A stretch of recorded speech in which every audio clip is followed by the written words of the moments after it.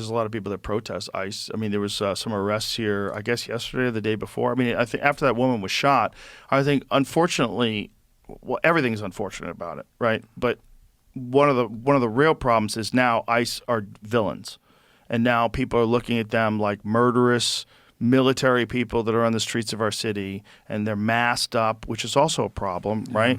Because if you get arrested by a cop, you're allowed to ask the cop, what is your name and badge number? And you could film that cop. If you get arrested by an ICE agent, you have no such right. They're wearing a mask. They don't have to tell you shit. That's a problem. That's a problem on our city streets, right?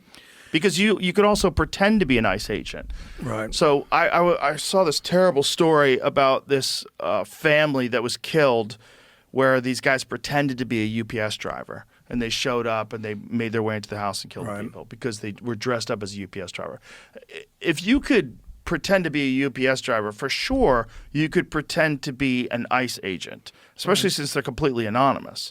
So think about how many people can get arrested or robbed or by criminals, right? Because you could just have people pretending they're like, it's not like it's impossible to fake their logo, right? It's pretty easy. It just says ICE. You know, how hard is that? You could easily imagine armed gangs pretending to be ICE agents robbing people.